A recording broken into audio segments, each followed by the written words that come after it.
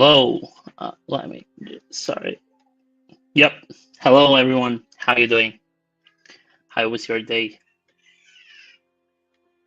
Let me just stop this music. Okay. How you doing? Hello, Sneha. How you doing? How was the week? Where are you joining from? You can say the city or the country. Well, if it's the city, it'll be hard to guess. Maybe. Okay. Let me. From India. Okay. Which part? South or?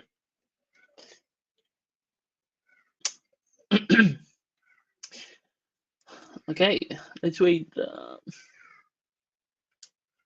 20 seconds so everyone's here, ready. Okay, North. Okay, that's great. That's great. So, why we're here today? Today we're going to learn how to use D3 JS. It's a library, a JavaScript library, to to make some graph and make data more visual, to visualize data. You can do maps, you can do graphs, you can do whatever you want. When I say graph, I mean plots. Sorry. So yeah. First of all, let me introduce you. If you Okay, let me just share with you the link so you can check the website. Has anyone heard about this library before? Did you use it on your daily basis, jobs and internship in a hackathon? Nope, no one's familiar with it. Never heard of it. Kind of strange because it's quite popular. But yeah, today we're going to see what it is, how it works. We'll try to do an example, take some data of ours and make an example. And yeah, just to introduce you to this beautiful library. It's really useful. It's really nice. I don't know, I really like it.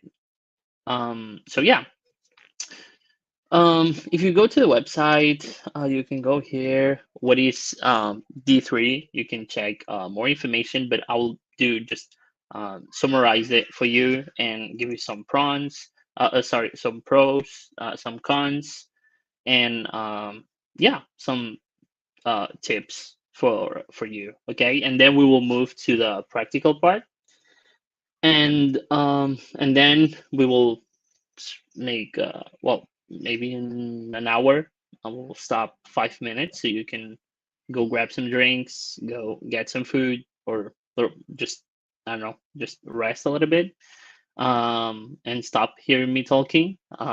That'll be great for you. And yeah, so basically, what is D3? As is explained, is a JavaScript library, and it's used for to create interactive um, data visualizations in web browsers. And it's an open source tool, library. Sorry, so it's great. And I think the folk who made it, it was called Mike. Well, he's called Mike something, and yeah, and well, there were some people from Stanford that worked on it too. So yeah, and yeah, basically allows you to have like a lot of control. We will talk about this because at the beginning it will sound a little bit complex, but yeah, and you can have literally 100% control, nearly 100% control about your data visualizations. You can do the changes you want. We will see that in a moment. So yeah, and you might ask, and why D3? Why not another one? So let me show you. There's another alternatives, okay, to D3, and in a moment we will get into them. Nope, this is not. Oh, okay. So this is the repo if you want to check it. check it. It's okay. Let me just okay. Now I got it. Okay, so this is the GitHub. Okay, as I said, it's an open source project. So yeah, you can check it, you can play with it, you can open a pull request for any changes. If you have any issue, you can create an issue here. So yeah, with some of you might, okay, I think now it's better. Some of you might be new to the Global Hack Week, but just as a reminder, we did months ago an open source Global Hack Week, and we did a bunch of you know uh, open source streams explaining how they work, how you can contribute, how you can choose an open source project, and a bunch of great streams from my colleagues and I. And it just slight reminder, if you want to check them out, just go to the YouTube, MLH YouTube channel, to the streams stat, yeah, and just have a quick recap there. So with all that being said, basically it's an open source. You can clone it, you can work with it. If you, it's made obviously in JavaScript and Shell. And so if you kind of, how to move around with it, you can, uh, I think this one, yeah. So um, my, I think maybe this is not, well, okay. If so, okay, let me see. I just don't want to miss. Familiar with Pharos, Rosa, and Glamorous Toolkits, Mondrain, but never tried. Okay, so today you're going to try D3.js. Oh, D3 JS. So I have to see how different the triangle base. Yeah. Hello, hello, Tammy Yalok. How you doing? How was your day? Okay, so let's continue. Let's go. Why D3 and why not another one? Okay. This is another example. This is an alternative. Some of you might heard of it. It was acquired, I think, by Salesforce. Well, I know it was acquired by Salesforce, and there's a here Salesforce, but this one's not. Well, it's really a powerful tool, but it's not free at all. Okay, so the prices are quite high because, well, this is the license for a creator, whatever. E-learning. Maybe if you're a student, you can get one of these, and this is the price of the subscription monthly. So yeah, maybe it's not the best. So this is for year, and this is just the Explorer. This is the creator. It's 10 euros. It's around $12 or something. Um, well, yeah, $140 maybe a year. So yeah, it's not, for beginners or for students just trying to, to work on something. But yeah, it's an alternative. And there's another one. It's called Chart.js. I really like this one too. And basically, it allows you. Well, this is kind of cool, but I think it's not that much flexible and granular. Okay, so you will understand the granular thing, because basically what I mean is, with D3, as we will see, you can do literally everything. You can just create it's just, you have a bunch of methods to do whatever, just each part of the plot, change the colors of this or this and this and this and this and this. And maybe this, if you go to the samples, we can go to bar charts. It's really cool. Okay, I really like it. For example, this one, or as you can see here, you can do some great stuff, and it's really easy to configure and set up. So, but yeah, this what what you get with this simplicity is the lack of customization. Okay, but it's really cool. It looks really nice, and yeah, it's an option for you for if you are in hackathon or whatever, and you just want to demo something and you just want to do a real quick graph. Just you have this option. I will share with you the link. Okay, let me see. Um, hello, C4 C4 Soul.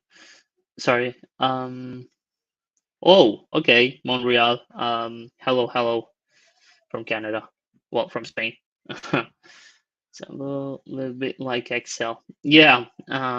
Some people think it's kind of outdated, but it's really powerful. I've used it in my previous job, and it's really powerful. I didn't pay the license, obviously. So I think there was a session which has Tableau public. Oh, okay. What do you mean session? Like a subscription, or do you mean like there's Tableau public and it's free? But yeah. Okay, so this, for example, is charts JS, as you can see here. Randomize, add data. Okay, so this is maybe just for sampling for the web, and yeah, you can just play with it, load the data from a file, and just play with it. There's a bunch, as you can see. You have charts, line charts, bar charts, multi-axis, bars, lines, areas. If you want to map, um, I don't know, just a couple of things. You have here the radar chart. It's used for, I don't know, maybe I've seen this. Did you play FIFA, the football game? There's always like a chart like this. I don't know if you remember. It's been a while since I didn't play. Um, I don't play games, so kind of difficult to. Yeah. So there's a bunch of them. Okay. Here you can go to the website and just play with them. There's animations. It's great. But today we're going. Well, yeah. There's this one. It's called Redash. I didn't use it, to be honest with you. But yeah, I think it might do its work. So products, I think probably it has a subscription. Not sure if it's with a paid subscription, but yeah, you have the option there. So mm, mm,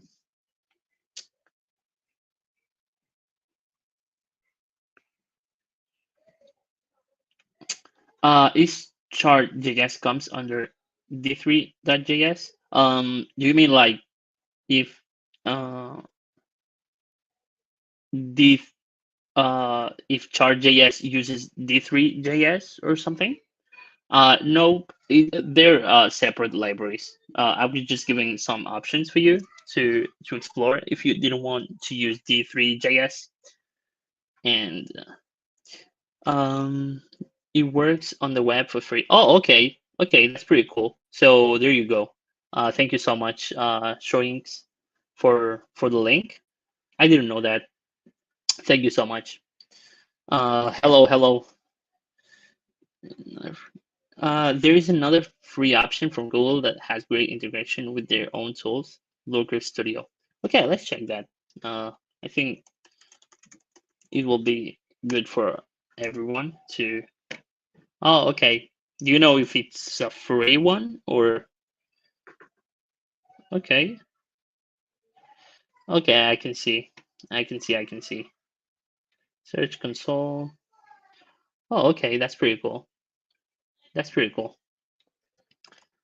They look kind of classic, but we'll need to see if you can edit them really quickly, or there's because sometimes there are great tools but are not very suitable for beginners, or maybe if you just want to, use hackathon, use it for a hackathon or whatever, because the learning curve is quite, you know, um,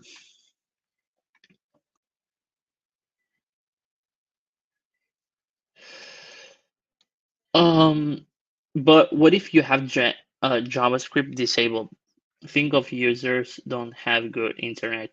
Okay, to be honest, I've never had JavaScript um, disabled. That would have to be.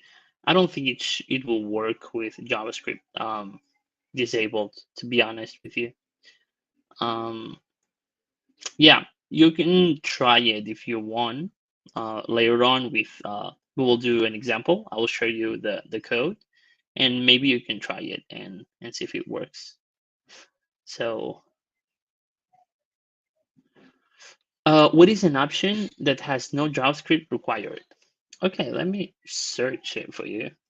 Let's see another alternative. Um, D3. Um, okay, let me check that at the end. Okay, I just want to get into the straight point, and then I'll mark this question. So I'll answer it at the end. Okay, so why I really like D3.js. Okay, first of all, it's very flexible. Okay, basically, it provides you a comprehensive toolbox for data visuals. You have modules for data loading, data manipulation. You can scale, you can make shapes, you can make transitions, and with this flexibility. Basically, you enable developers to create a wide range of custom visualizations. Hey, Sandra. Yeah, you can just allow the user to create whatever they want. Okay, so this is a really important aspect, and it's interactive. Okay, the second point I would say, basically, facilitates you the creation of interactive visualizations that respond to user input. With ranges, you can do scrolls, whatever. And I don't know. Uh, there's you can use mouse events, touch gestures if it's with the phone, and this is essential for building engagement, data-driven applications and dashboards. And another key point I would say will be dynamic updates. So basically, the D3S data join concept enables efficient updates to the visualization when underlying data, for example, the data you're using is being changed, and this allows a very smooth transitions and animations. So you just improve the user experience, and you enable real-time data visualization with updates, and it's really cool. And the fourth point, and I would say is the most important, it will be the community support. It's not the most important one, but one of the most important, in my opinion.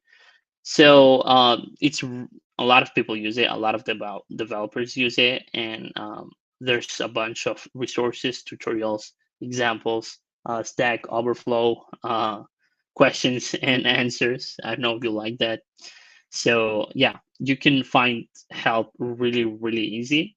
If you need anything, if you have any question, because maybe there's some other libraries that will be kind of tough to find some help, because maybe it you know it's new, maybe because it's not used widely, because it doesn't have a bunch of things. So yeah, really important point here. And yeah, some tips I'll give you uh, will be just start small. We'll make, as I mentioned in this stream, um, like a real world graph. so you can see how you can import the data, how you can create the data, how you can use the data to make the plot, how you can everything.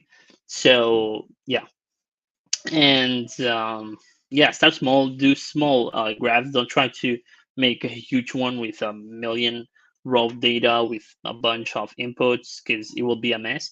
As I said, the learning curve, it's a little bit um, it's kind of complicated at the beginning if you start with really complicated things, but at the end, it's quite simple, to be honest.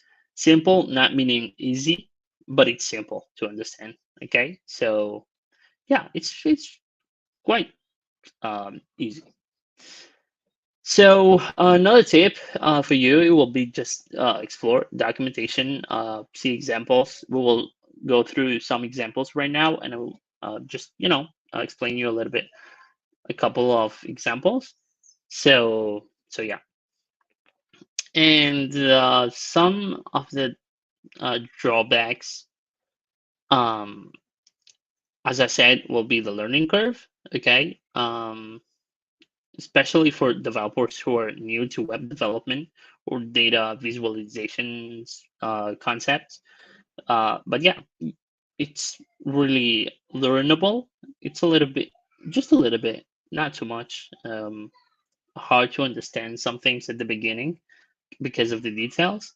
But with that comes a bunch of great things like being able to customize a bunch of things and do whatever you want.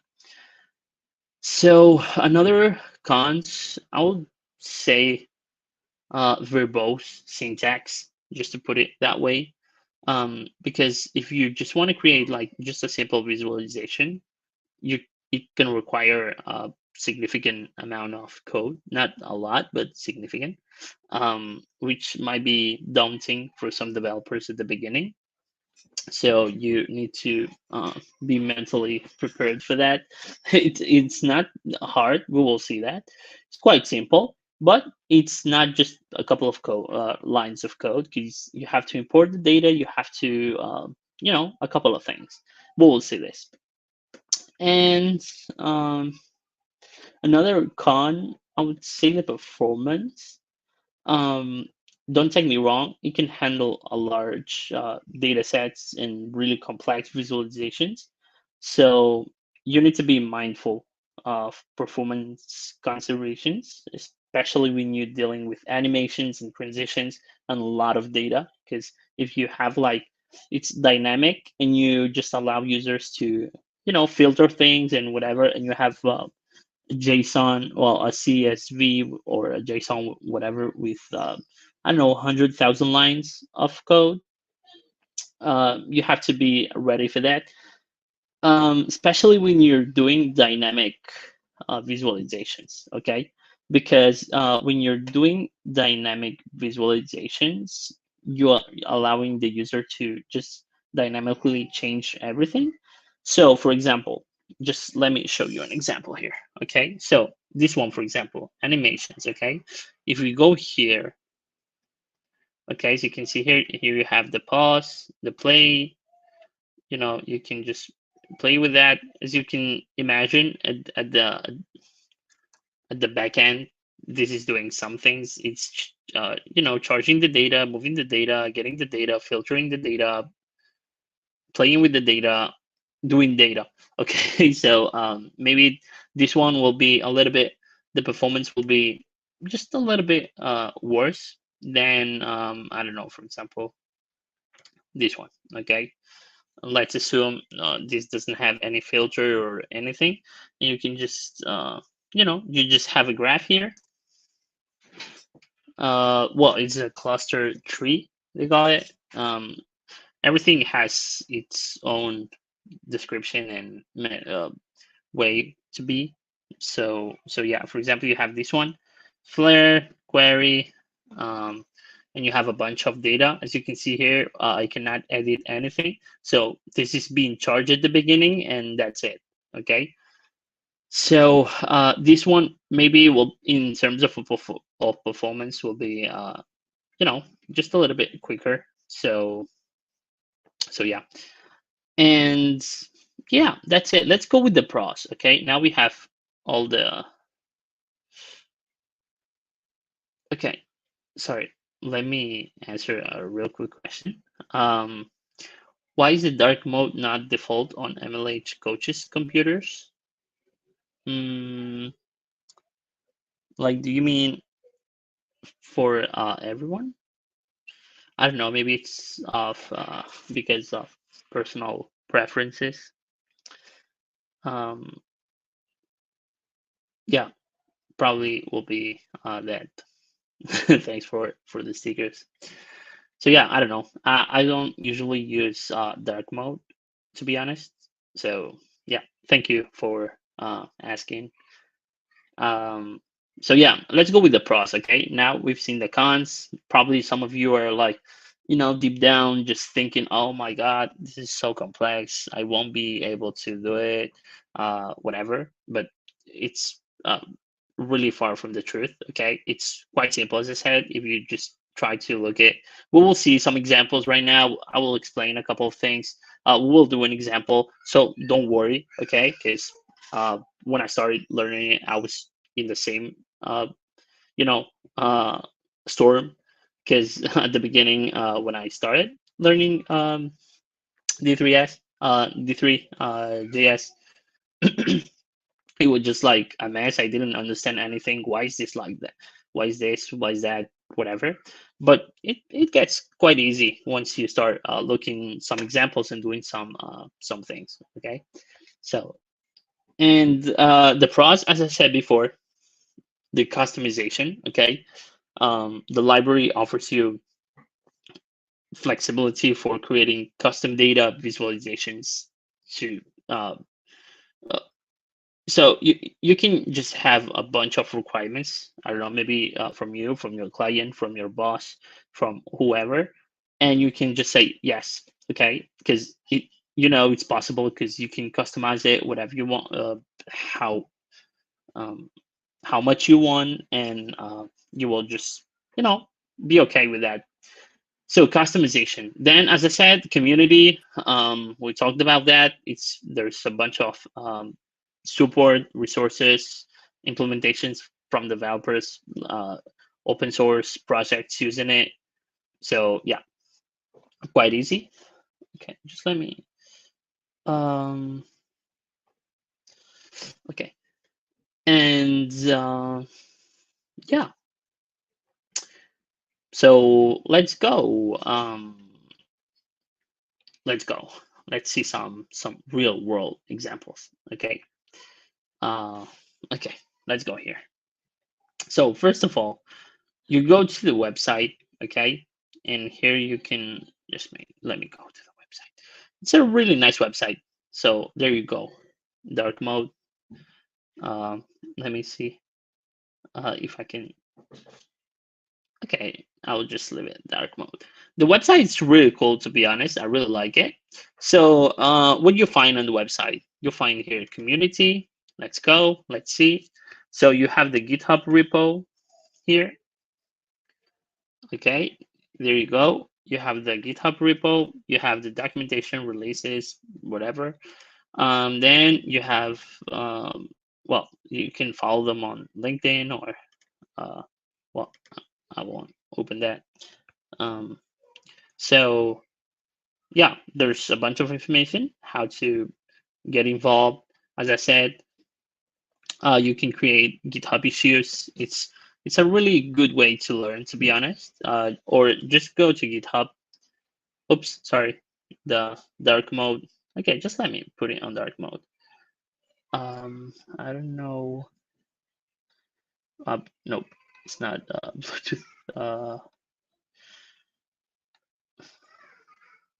Okay, still not dark mode. Nope, still not dark mode. Okay, no worries. So as I said, just go to the repo, see the issues. If not, go to the pull requests. Go to closed, even closed Git pull requests. Let's get some more. Okay, update, remove newsletter link for now, whatever. Okay, so you can just, well, don't try not to do this. Okay, if you open pull request in an open source project, try to make a description. Maybe this is just a small change and it was not okay. As you can see, there was like 2 lines deleted, so it's not really necessary to explain anything. But if you have something to explain, just explain why did you made the change, how it will improve the software, so so people can see it. And as you can see here, someone just deleted this. It's okay. So a great way to learn how to use it and how it works deep down, if you're really interested in it, just go to the repo. You can clone it, play with it, and just uh, start making pull requests if you want to get involved. So here you have some examples. We will get into them in a moment. And then let's go down, okay? First of all, selections and transitions. Selections allow powerful data-driven transformations, blah, blah, blah. You can read this. Um, so here you can see how you can select elements, okay? So you get your data, and let's say you have the DOM, you have the HTML, whatever. You have to select the you know the attributes or whatever. This is how you can do it. Selection. Well, just documentation. I really recommend going through the documentation, the official documentation. So let's go to shapes. Okay, can be represented by discrete, discrete graphical marks, such as symbols, lines, whatever. And there you go. Okay, so you have arcs, you have areas, curves, lines, links, pies, stacks. Let's go to pi. Okay, so the pi generally computed the necessary angle to represent. Okay, let's go to the example. Oh, okay, so now you have a donut chart. Okay, so this is how the graph is created. Okay, so let's play with this one. This is a great way to learn. Um, really recommend it. Instead of just creating a new one, try first of all getting like existing ones and try to change them and play with them. Okay, so this is from someone Mike Bostock.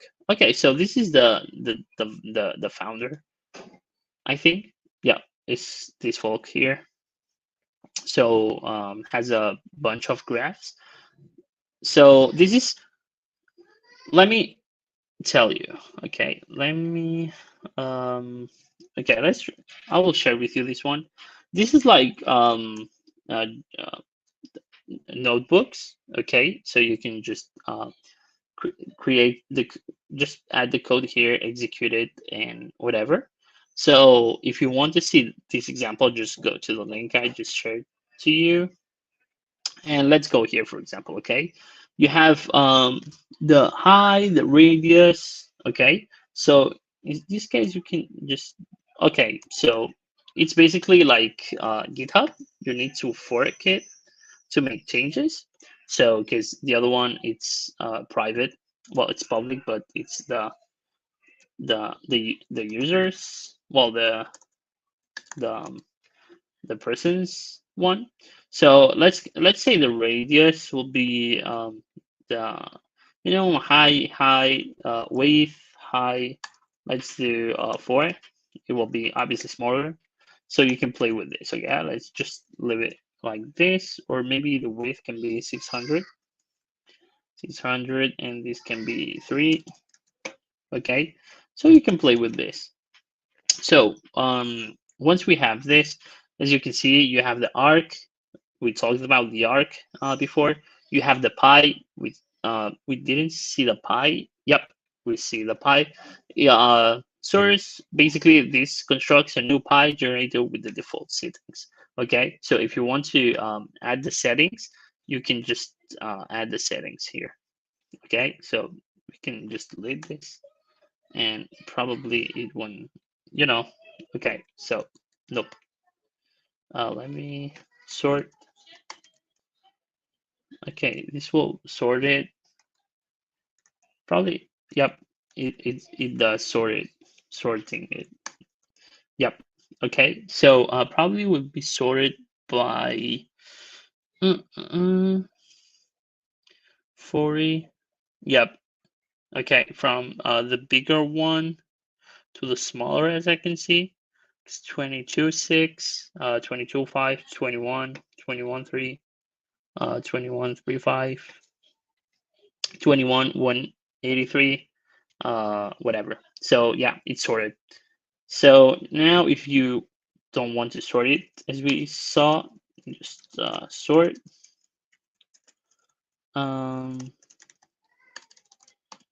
Sure, but it was, oops, nope, it was not true. Let me just go back. Oh, no, okay. So let's go here and see how we can sort. Um,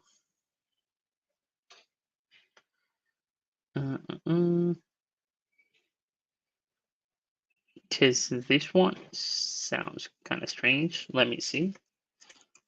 Sort. Okay, this is a great way to for you just to learn about these kind of things. Just use the documentation and don't try to, well, don't try to, you need to know where you're learning from, because sometimes personal experience, okay, I, I cannot confirm if anyone else had the problem, but when I started learning, I was just learning from different, for example, YouTube channels, and some of them were cool, okay, but I was learning in the wrong way, because some channels were telling me to do this, to do X in this way, and other channels telling me that Y is this way, okay, and it was quite confusing, to be honest, and I didn't learn good. Well, I don't think it's a good way to learn if you're starting, because you'll be more confused. So try to read the documentation before, and yeah, just just a tip, okay? So yeah, never mind. Let's go. Here, we'll sort. Maybe you can sort by the fields, descendant, ascendant, whatever. So yeah, let's leave it this way. And if we, maybe you can delete this, delete that. Okay.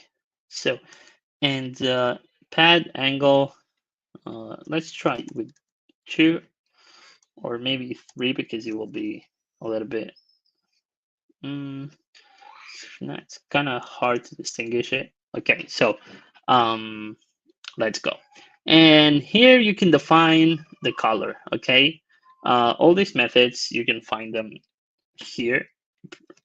Go here, scale ordinal, construct a new ordinal scale with a specific domain and range, whatever. And here is where we define the domain and the range. Here you can see data, and this data is the data we are loading. Okay, it's this array with objects array, as you can see here.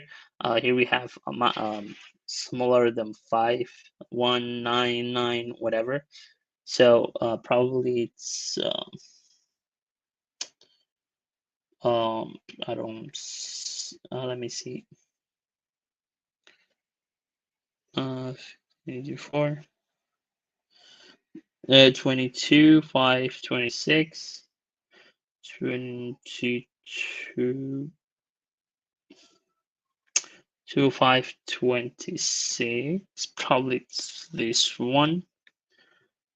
Yeah, it's this one, 50, 54.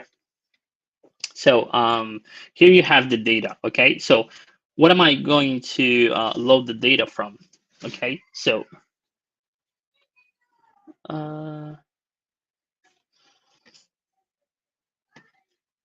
let me see. So I was reading a comment. Let me just answer it real quick. After having read the basics in the docs, wouldn't the quickest way to get familiar with Neola is by playing with examples and trying to apply them to our to our own use cases. Yeah, 100%. Then we can read the API with some purpose or direction. Yeah, 100%. There's no better way of learning than doing. There's no better way.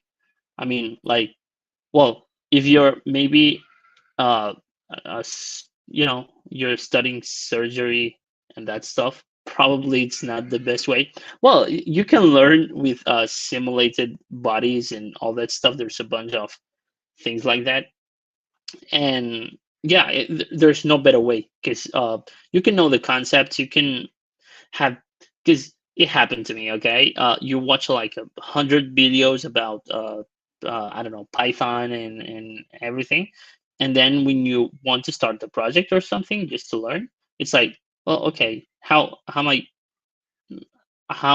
can I import this library? I don't know how to import the library because I'm trying to run the main function and it's not running. Why is that? So yeah, great. Thank you for commenting that. Um, yeah. So yeah, thank you. So how you can basically you use this method called file attachment, and this is the name of the file. And well, this is probably the when you're formatting the file, okay, and then running this, because if something's wrong here and you try to run this, oops, it will not find anything, so the data will not be loaded. So oops, okay, now you have the data, and where you can just upload in this, I'm using observable HQ. I don't know how it's pronounced. So if you go here to the database here, okay, you can see the data. You can see the population by age, and you have here the data array. Well, the list, okay, with the name and the value here, okay. So, and if you go here and you go here, you can find the CSV, and here you can get the files and the value types. Okay, so if we want to upload or change this file, how can we do that? So basically, you can let me see how we can download this. Probably we cannot. Probably we can just upload our let me see if I can find some file here. Uh, oops, just let me. Uh, uh, okay, because I have this file here. It's called data. Mm, oh, okay. This is our like. Again, this is another thing. Let me see if I can find a file that we can try there. Nope. This is our by the way, are you using this extension? It's called JSON Crack. It's really useful. You can just add like it, it's like this. Okay, you have your JSON file, and then you hit this button here.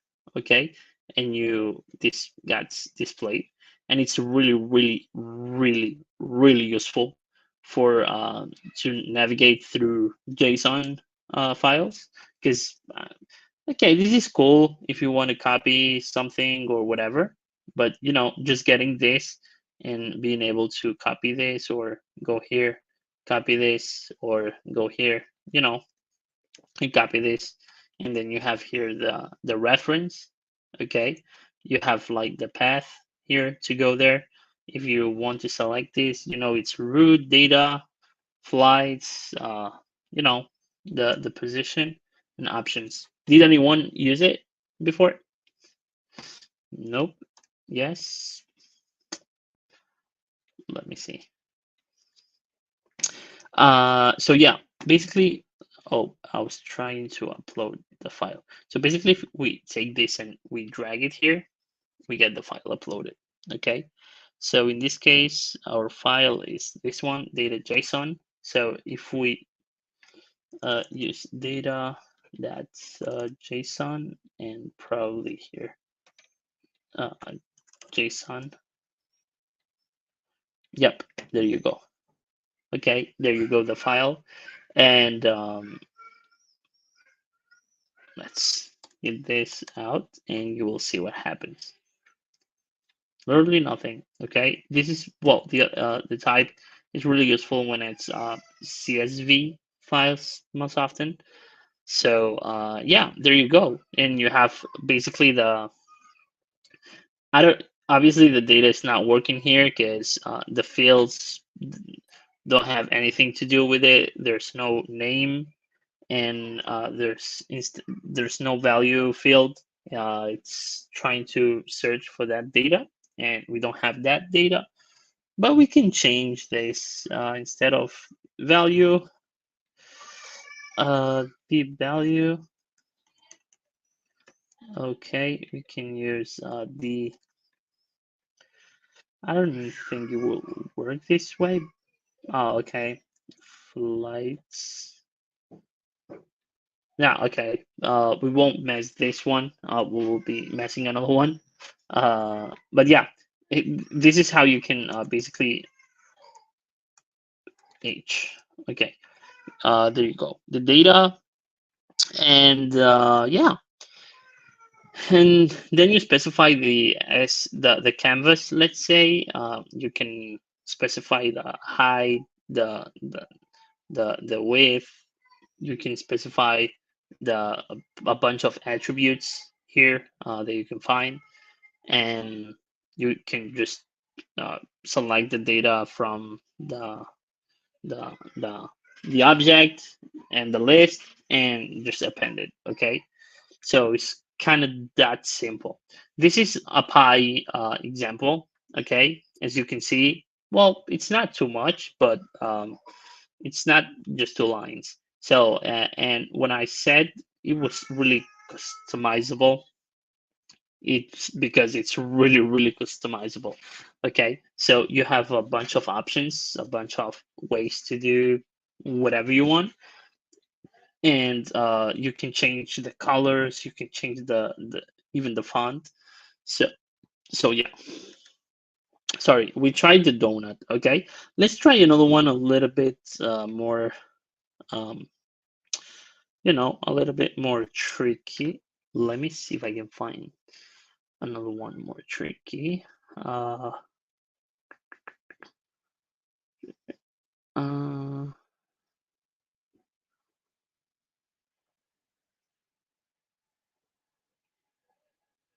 mm, mm, mm, uh,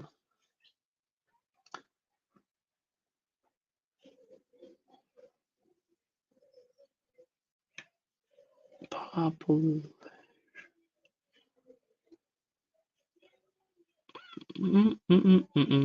Let's try.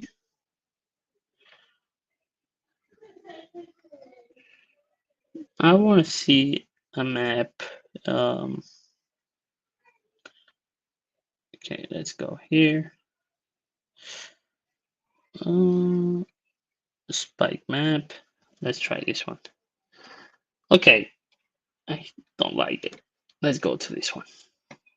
Okay, so first of all, this is the map you see. Okay, this seems like do you remember like the coronavirus maps and stuff? Okay, there's a website called, it's quite funny. It's called Mike Broken. Okay, it's basically a website where there's, oops, sorry for this spam here. Okay, so this website basically it tells you all the McDonald's that have broken machines on them. Because I don't know if you're familiar with the McDonald's broken ice machines problem, but they break quite often. Actually, there's an explanation in there's a video on YouTube from a folk that I follow. they're really interesting, and he made like uh, an investigation in why this happens, because there's like cleaning cycle, and those machines are made from a company that they signed the contract with McDonald's for years, whatever. I don't know, just a mess. And he created this website where it tells you like in real time all the McDonald's where the ice cream machine is broken. There's somewhere where there's an explanation on how he made it, and it's quite funny because it's like he's making like trying to make um sorry, I blocked out um request to the McDonald's ordering um, API, and trying to order an ice and seeing if it's able to do so or not. And if not, uh, it's broken, basically. I don't know. I think there's somewhere in the website where it's really explained, but I don't remember that. Uh, so yeah, checked 98 minutes ago, and machine's working. Okay, quite funny. Why I'm showing you this? Okay, for the map. Okay, so there's UK, Germany, and the US. Okay, so this kind of maps, interactive maps, as you can see here, it was made with open map tiles. Okay, and this is more like, I would say more like mm, I don't know, Google Maps API to do like to have some maps and be able to draw on top of those maps and do stuff on those maps. And but yeah, you can do that with um, D3. Oops, oops. Okay, so this could be 100% done with this. Well, the broken machine with this. Obviously, it will be more complicated to load the data and all that stuff. But as you can see here, you can create a private. Well, in this case, a notebook. But if not, you can just add it on the code, and instead of file, you can get the data from a database where you're still uploading, where you upload like all the results and then get the data from there. So the data uh, obtention is not really difficult. So yeah, you can, as you can see, you can do a bunch of things. Let me just close this. A really fun website. I recommend it to check it. So yeah, so what do we have here? We have population that map, where this country map, where this state map, where all this information is coming from. So all this information is coming from here, as you can see, database cells. You have the population and the country's map, and let me see the state map, probably. Okay, let me see where this data is getting. Okay, so this is the attachments. Okay, just let me search this. File attachment, population, countries, Alberta. Okay, so this is the population, the state. The state can be, well, as you know, the key can be anything. So it might be a string like with two letters like CA for California, or NY for New York, whatever, or it can be with numbers. So in this case, state 13, FIPS, whatever, population, whatever. Okay. I don't know exactly what FIPS is. Let me see. This dataset comes from the US Sensor API and contains 3 columns: the population, the 2-digit states, okay, FIPS code, and the 3-digit country FIPS code. Okay, let me search FIPS code, what it is. Probably you know what it is. States and countries, FIPS code. Okay. Oh, okay, okay. It's like the IATA codes for For you can okay. 13 is Georgia. Okay, this is like some like the YATA codes. It's used more for air. Oh, oops. Okay. Uh, for airports when you go to an airport like GFK or whatever. So maybe it's something similar. Yeah, it is something similar. So yeah, and then you have the population from the different states and everything, and then you have another file with countries. Albert's 10M. I assume it's 10 meters. So box. Okay, you have like it seems like coordinates or something, the size and the object, and there you go. Yeah, geometrics. Okay, multi-polygon arcs. As you can see, it gets a really bit complex in this case to make this, but as you can see, they're like all these arcs, okay, and depending on the population, it's with a size or another, and you have to put it exactly on the state or in the city where it should be. So yeah, it can get a little bit complex. So, but as again, it gets a little bit complex, but you have a bunch of room to play with, and you can do so much with it. And mm, yeah, let me share with you this one because we can do. You want to do something with the population? Let me. Okay, we can do like a graph, a simple one, to get data from, well, to show data from different cities on the US, the square meters, the rooms they have, some other information, and just make like a graph to see how the price evolves depending on the city and characteristics of the apartment or the house or whatever. So yeah, can we will be stopping 5 minutes, okay? So you can go grab some drinks and I can go to eat something.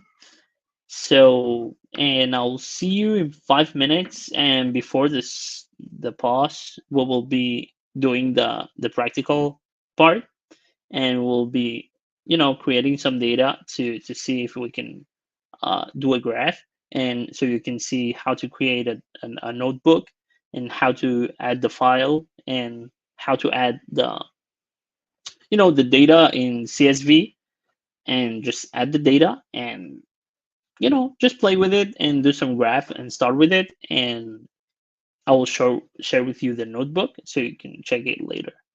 Okay, so let's have a 10-minute, sorry, 5-minute pause, and I'll get back to you.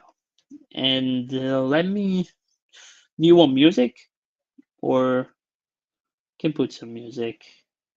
'Cause I don't like these AI generated music to be honest. Like this did it like this. Wow, this is nice. Just this one.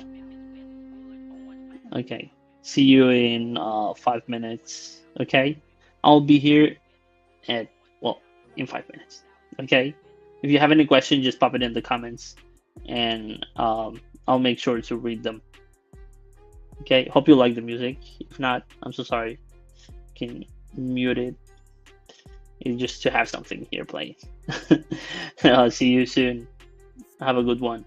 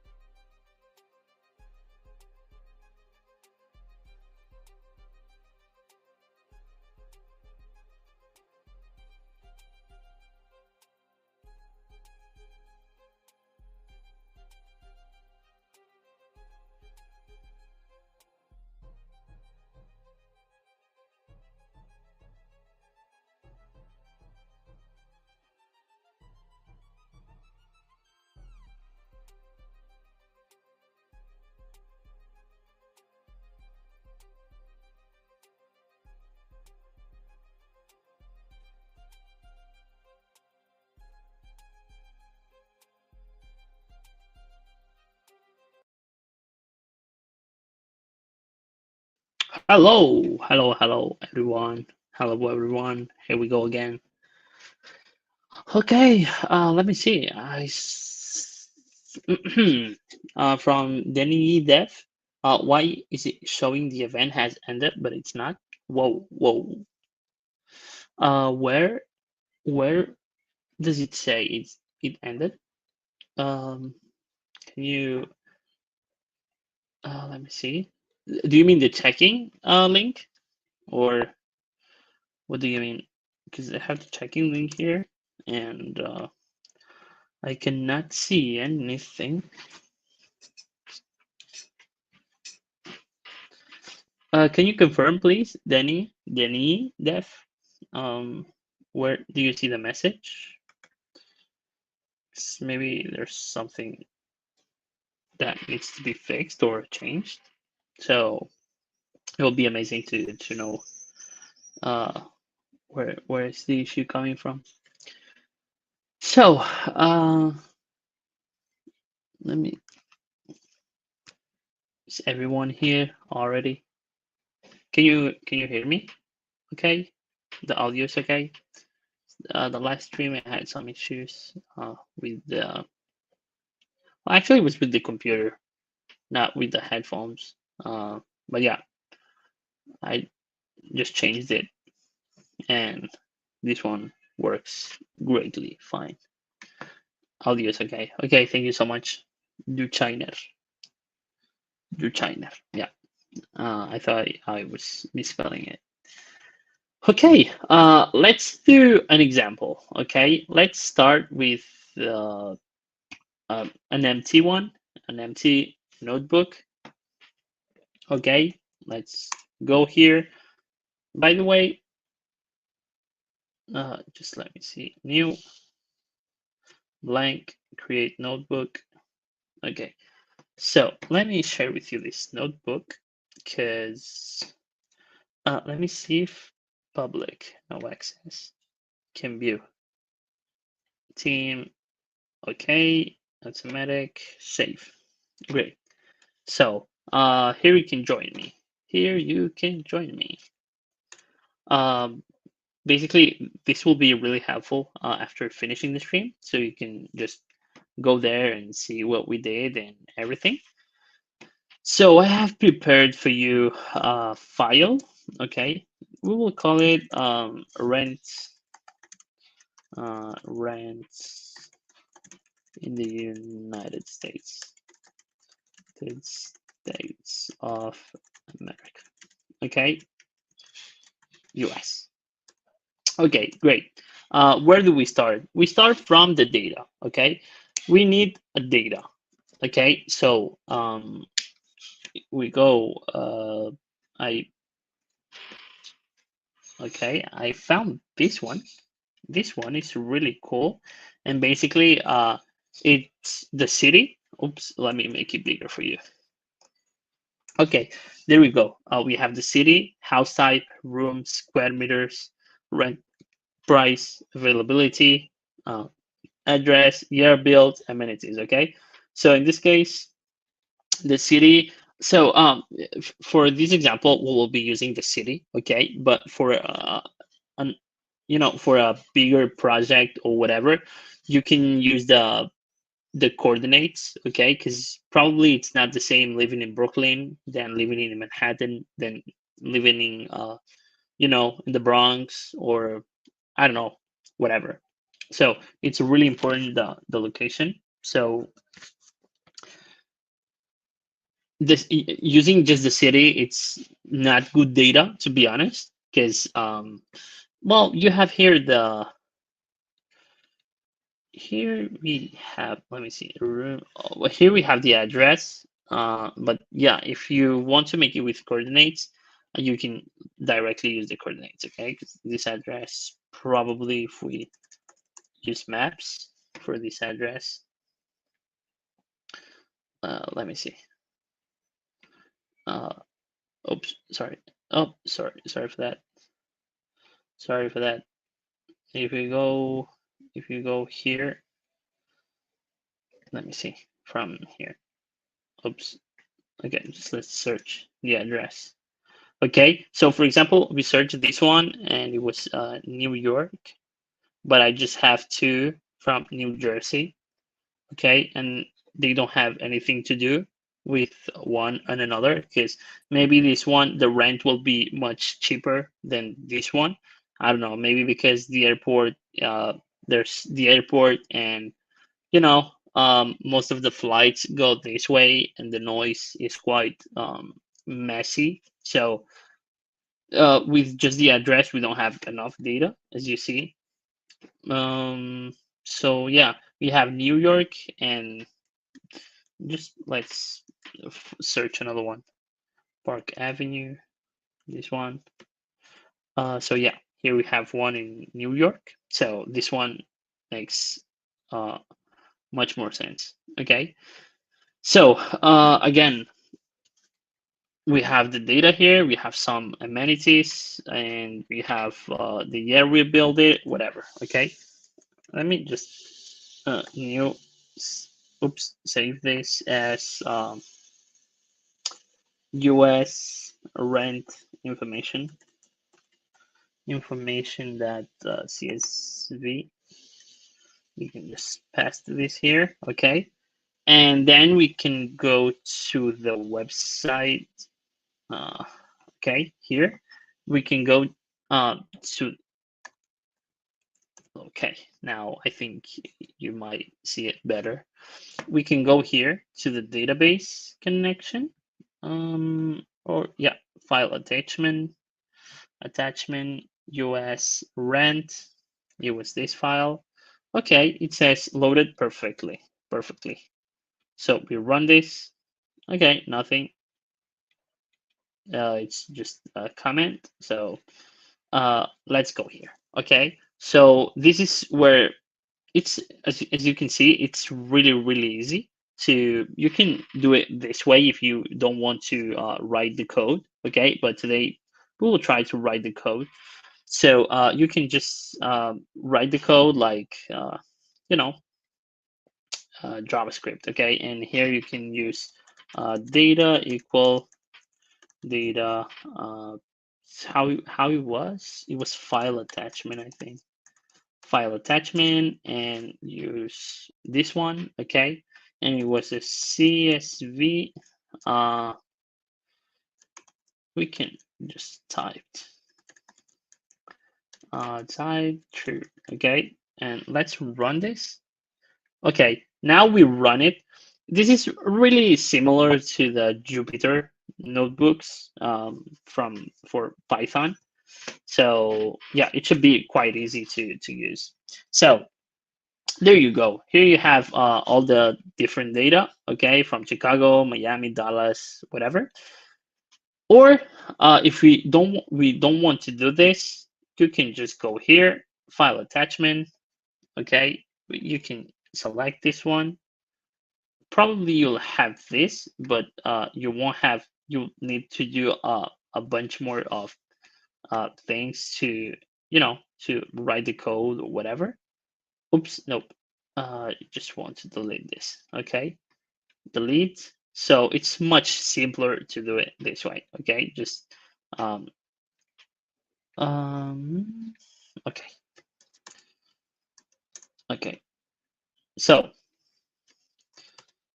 let me see. Okay, so now what we want to do is just add another JavaScript for the plot. So basically, we'll be using plot that plot. It will be just a plot. Let me see the documentation if we can. Uh, uh,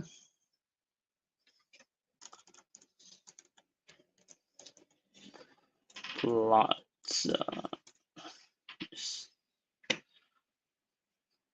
area shape. Nope, not this one. Let me. Hmm, I don't know the grid.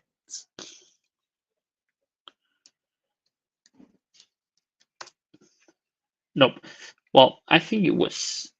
I can remember it. We need right now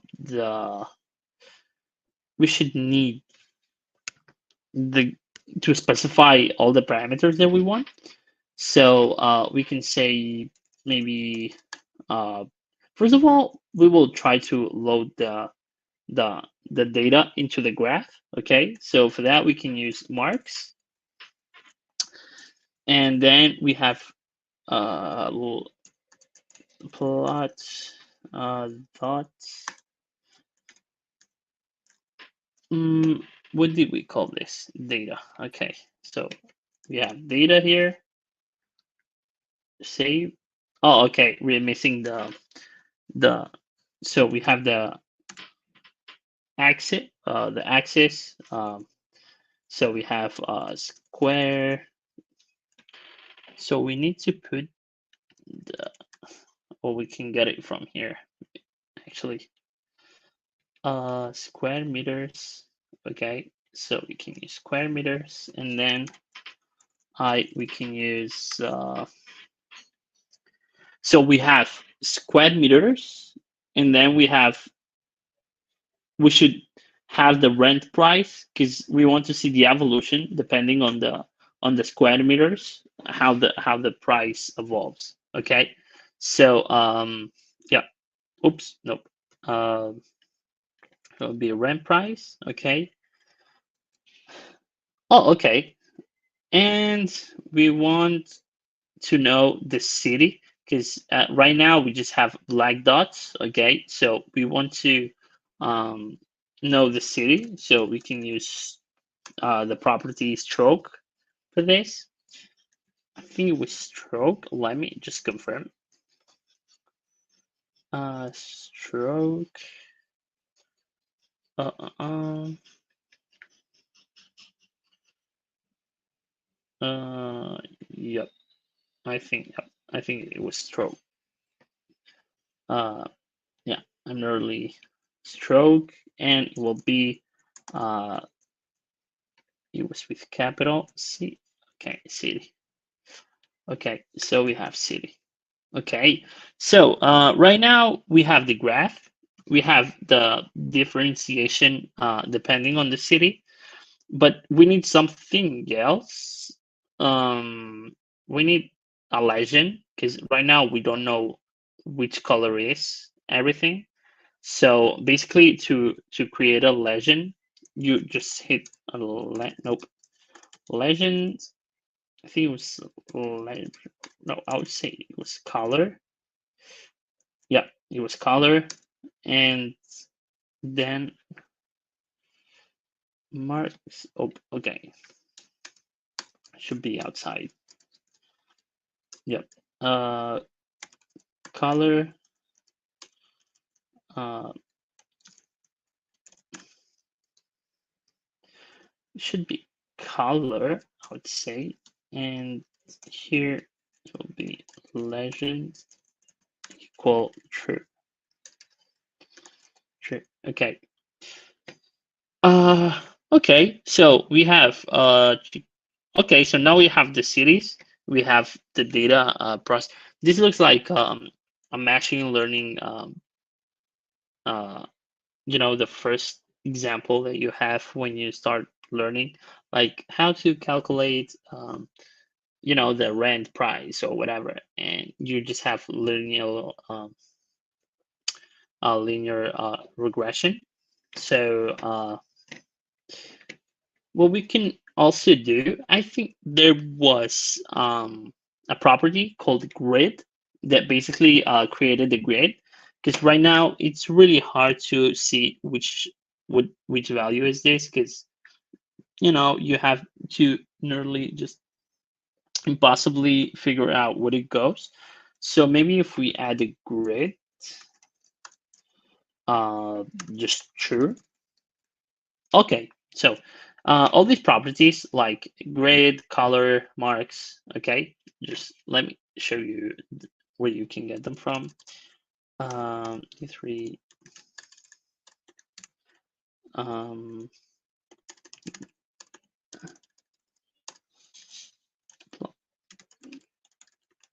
okay, Let me show you another example. Oh, this one is a little bit.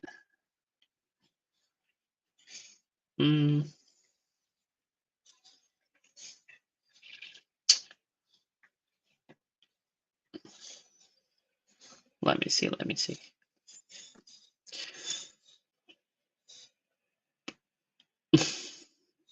Well, you can find them on the documentation I shared with you before, so no worries about that. Okay, so you can just go there and check the properties of uh, each type of plots. So yeah, don't want to waste uh, time looking for examples right now for that specific thing. So yeah, basically this is how you can get like a really simple plot with data. Okay, so let's go to this data and duplicate all this data. Well, of course, if we duplicate the data, let me see if we can use mm, mm, mm. Let me see. Let's see how we can do this. In this case, we can just use this one and just get data. Let's see if we can just limit this from 1 to 30. Nope. Data. Okay. Think we can.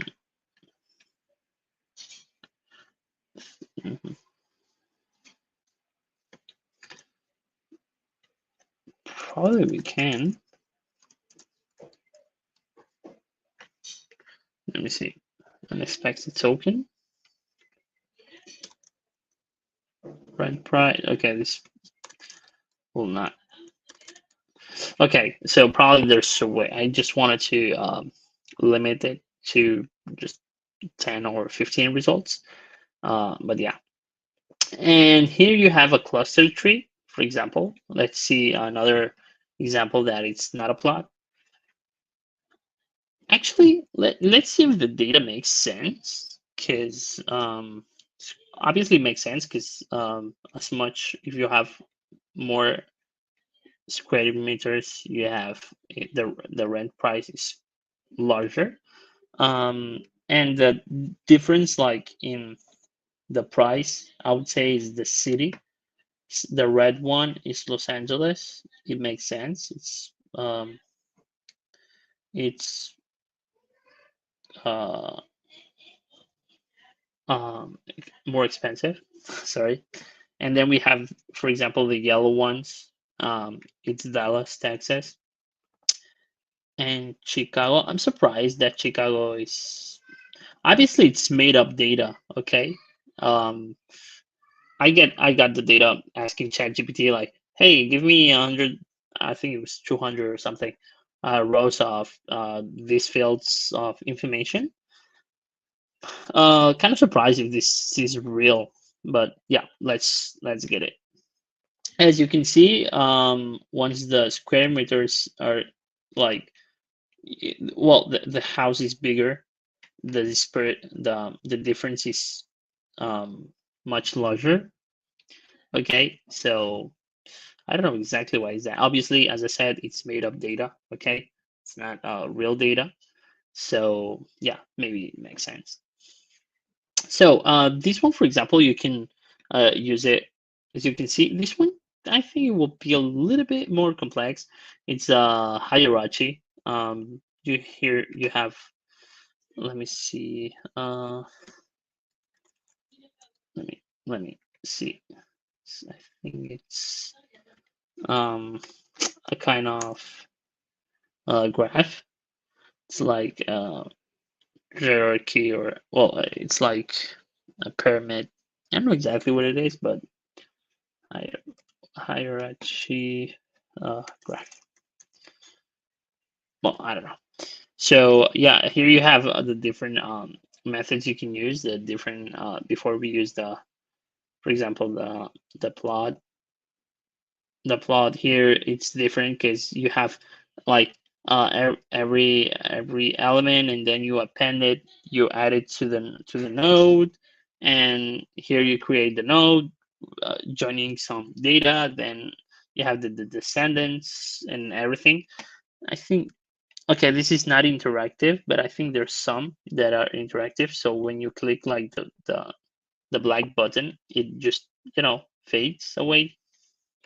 And yeah, this one is a little bit tricky, but the example we've seen before, um, the data here, this kind of data, okay, you can do that with this kind of graph.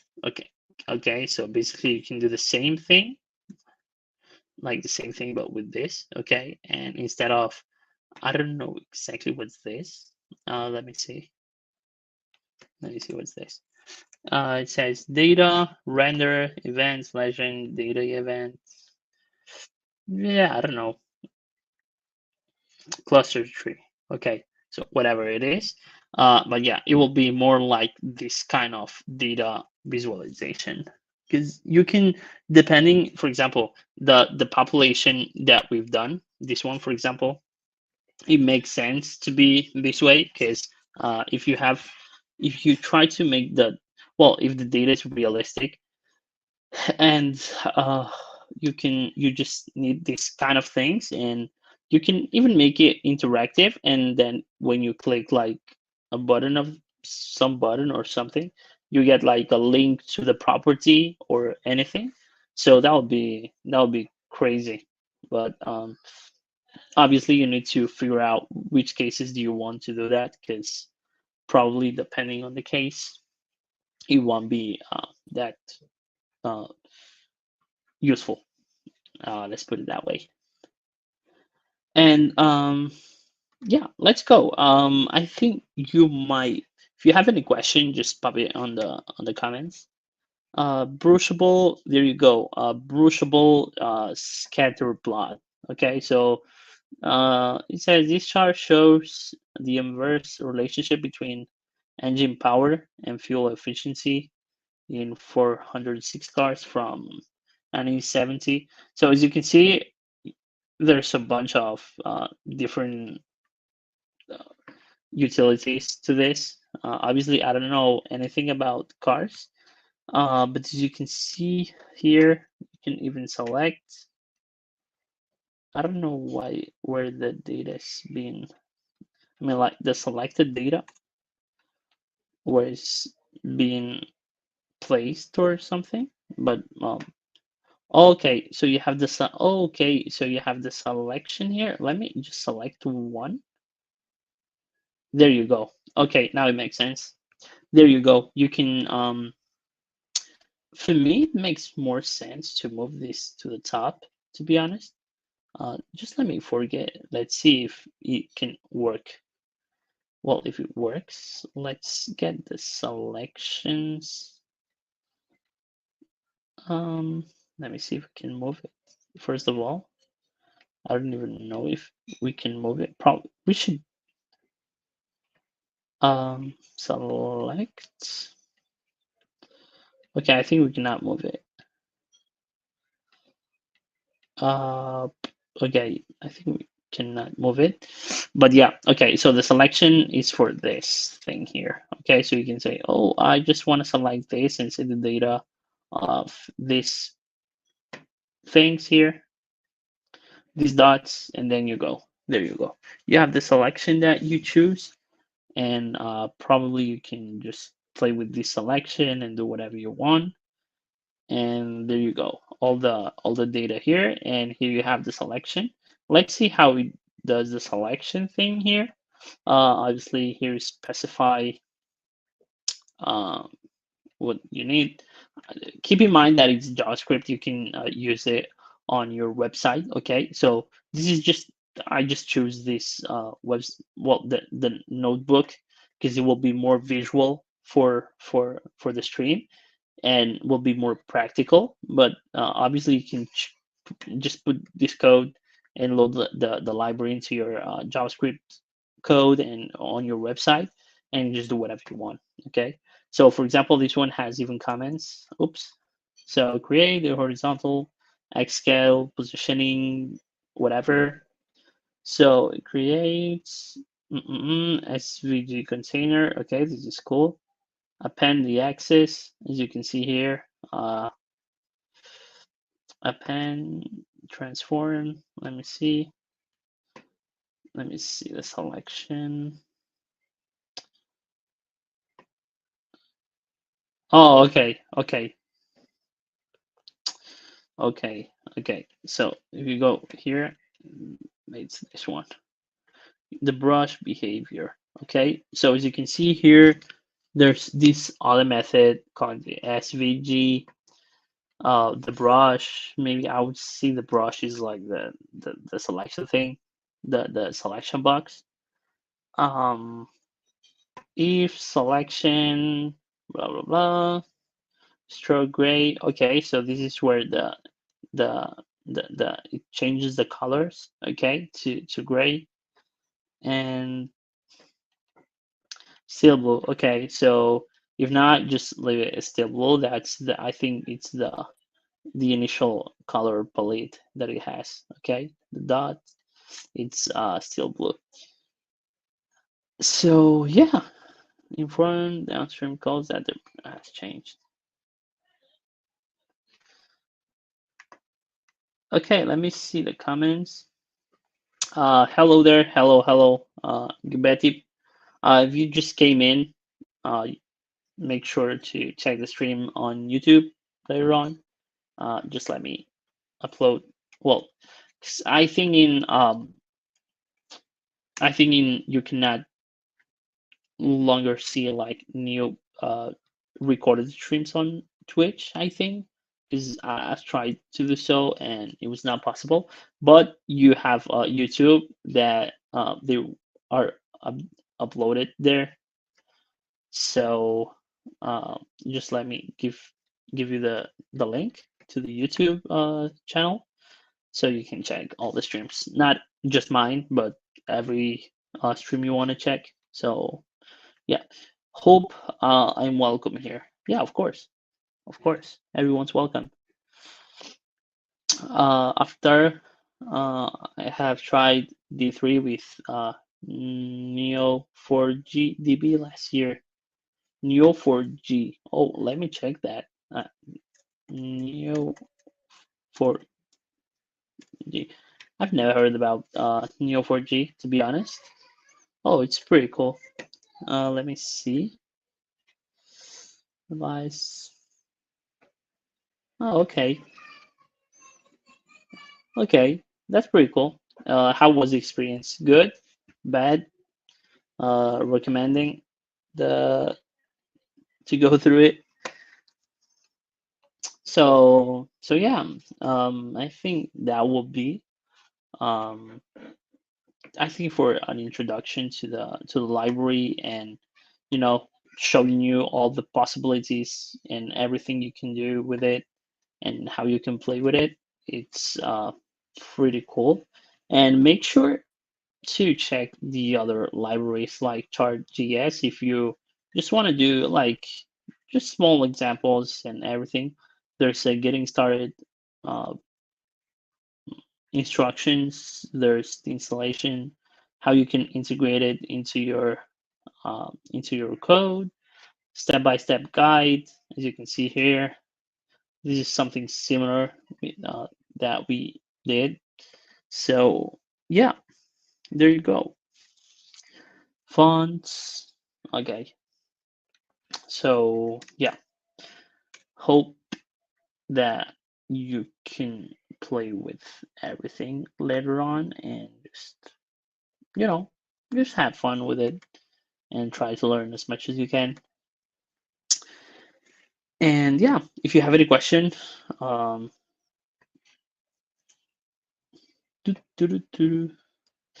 let me see.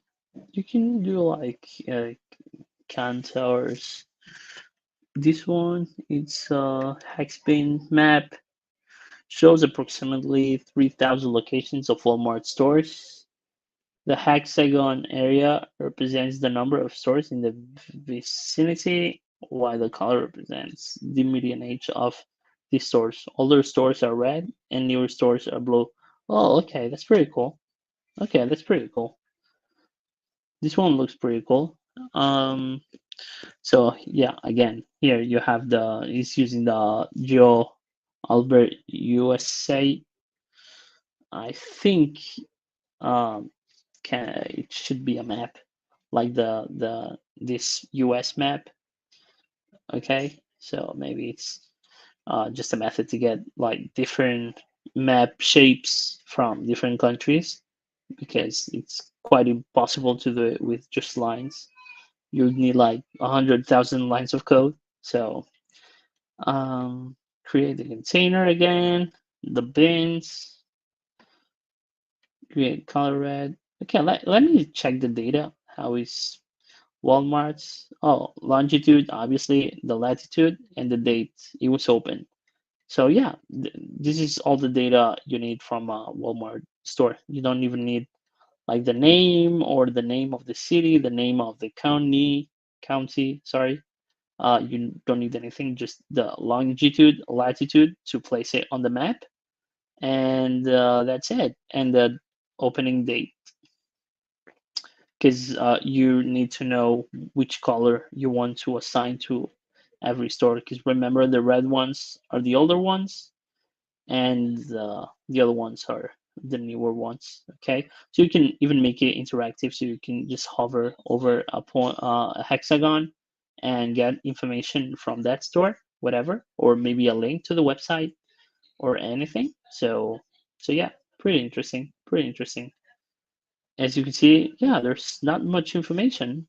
Walmart's state mesh. Okay, okay, so this is where things get cool. Cause okay, this one. Okay, I don't know exactly why it's using these coordinates. I think just to make the shapes and everything. And then you have D3, and yeah, yeah. What do you think?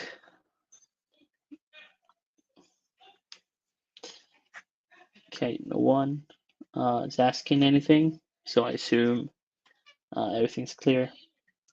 Happy, happy to see that. So yeah, thank you so much for being here. If you have any question left, uh, please just pop it in the comments. I'll make sure to solve it before leaving. Sorry, it's quite dark. I started. It was daylight, and I didn't notice that. It got quite um, horrific. Sorry for that. Just let me. Okay. So yeah, thank you so much for being here. Hope you learned something. Hope you had fun. This is my last stream for this Global Hack Week. So I won't see you till the next one, Web3 Global Hack Week in early June. So yeah, hope to see you there. Thank you so much for being here. Thank you so much for your patience. Thank you so much for all the time you take. Hope you have and you had a great week with the Global Hack Week. Hope everything's okay with your studies, careers, jobs, whatever, families. And yeah, hope to see you on the next one. Thank you so much for everything. Have a great one, everyone. Thank you, thank you. Some shout outs. Thank you so much. After Betty, thank you so much. Yeah, thank you. See you in the next one.